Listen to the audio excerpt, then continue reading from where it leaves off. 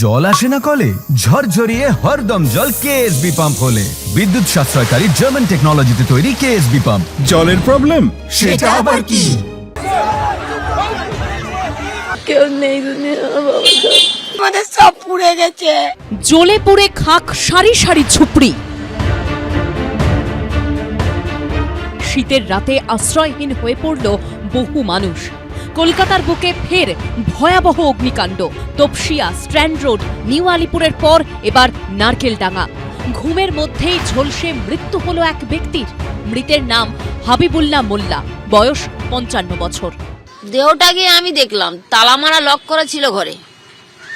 এবারে বলছে কোথাও পাওয়া যাচ্ছে না, তো আমি বললাম আমার মোবাইলে টর্চটা একটু জ্বালিয়ে দাও তো আমি দেখি। এবার গিয়ে দেখছি এমনি ভুট হয়ে পড়ে আছে, দরজাটা তো ভেতর থেকেই বন্ধ করে ঘুমিয়েছে। এদিকে মেয়র ঘটনাস্থল পরিদর্শনের পরই উত্তপ্ত হয়ে উঠল পরিস্থিতি। স্থানীয় তৃণমূল কাউন্সিলরের বিরুদ্ধে ক্ষোভ উগরে দিলেন বাসিন্দারা। পুলিশের সঙ্গে বেঁধে যায় ধস্তাধস্তি।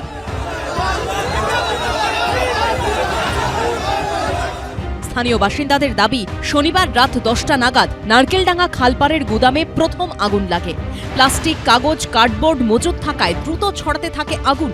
মুহূর্তের মধ্যে আগুনের লেলিহান শিখা পৌঁছে যায় রাস্তার ওপারে থাকা ঝুপড়িতে। পরপর ফাটতে থাকে সিলিন্ডার।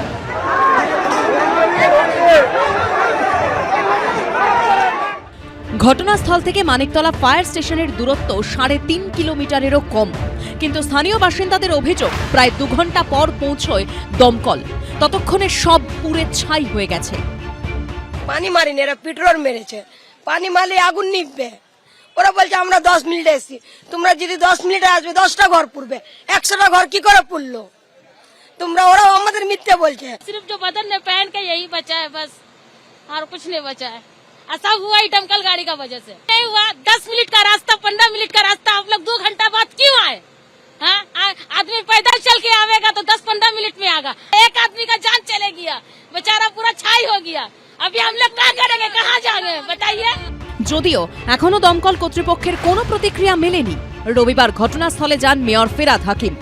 ইরিগেশন যদি আমাদের পারমিশন দেয় তখন আমরা বাংলার বাড়ির কথা ভাবতে পারি। এখন আমরা অ্যাজ ইফ যা আছে, যেটা নিয়ম অনুযায়ী যে কম্পেনসেশন, সেই কম্পেনসেশনটা দেব। মেয়রের সামনে স্থানীয় কাউন্সিলরের বিরুদ্ধে ক্ষোভ উগরে দেন স্থানীয় বাসিন্দারা। ইতিমধ্যে দেখা যাচ্ছে যে কলকাতার মেয়র এবং কাউন্সিলর রয়েছেন, ঠিক সেখানে অভিযোগ করা হচ্ছে কাউন্সিলরের নামে যে কাউন্সিলর টাকা তুলেছে, কাউন্সিলর আগুন লাগিয়েছে। পুলিশের তরফ থেকে ইতিমধ্যে সরানো হচ্ছে, দেখা যাচ্ছে পুলিশ যারা বিক্ষোভ করছে তাকে পুলিশ সরাচ্ছে। দেখা যাচ্ছে ধুমধুমার পরিস্থিতি তৈরি হয়েছে। ফিরহাদ হাকিম ঘটনাস্থল ছাড়তেই শুরু হয় তুমুল অশান্তি।